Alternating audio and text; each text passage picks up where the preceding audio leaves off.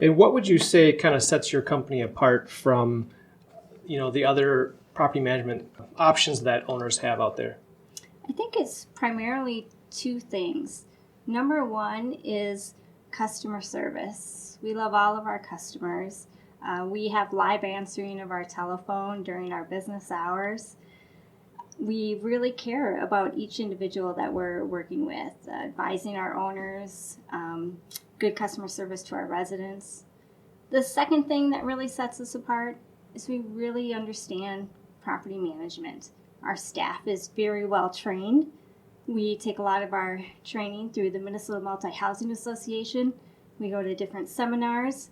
We go to conventions through the National Association of Residential Property Management. And just, again, following all of those principles in our day-to-day activities. Okay. Very good. Okay. Well, I wanted to move on here to a question of what does a good property manager look like?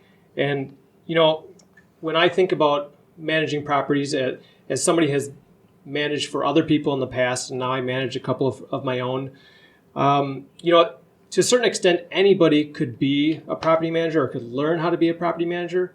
However, I think there's some kind of key personality traits and structure to a business that would allow it to be long lasting and not kind of get burned out. So what would you say somebody that's looking for a property manager should look for?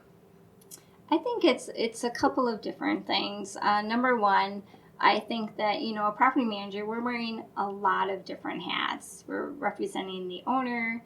We have a contract with them looking to maximize their investment. And then we're also looking to create a really good experience for the resident. So we're wearing those multiple hats all of the time. I think that the characteristics, problem solving, every phone call coming in, people are not calling to tell us what a great job we did. Typically, every phone call is because something's needed, whether it's maintenance, even as simple as I need a copy of my lease, or I can't pay rent. So every phone call, we need people that are action-oriented and can solve problems, and we'll see it through to the end. Yeah, that makes a lot of sense. So within your company, how do you split up responsibilities? Or, there's some companies where they have kind of a manager that's responsible for everything, or there's some companies that split up and delegate and specialize. How do you operate your company? Our model is by department, and I found that is the most effective way to operate. So if you work at Guardian Property Management, you're in one of three areas. You either work on the maintenance side, so we have handymen. The handymen are our in-house employees.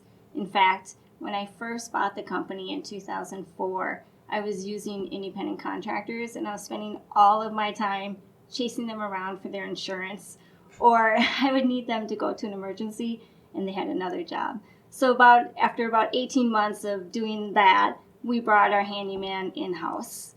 So we have our maintenance technicians, or we have our leasing. So our leasing people, that's their full-time day job. That's all they do, from marketing, advertising the properties, meeting with the potential residents, doing the full background checks, and they're experts.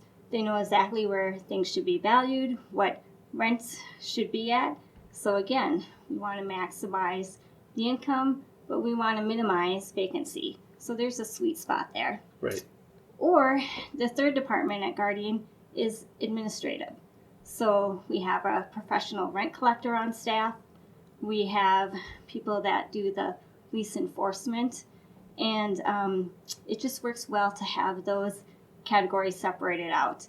We definitely have different personalities between our leasing person and our rent collector.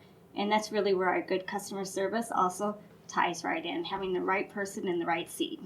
Want to hear more on this topic? Click the link below for the full episode of Maximizing Your Property Value.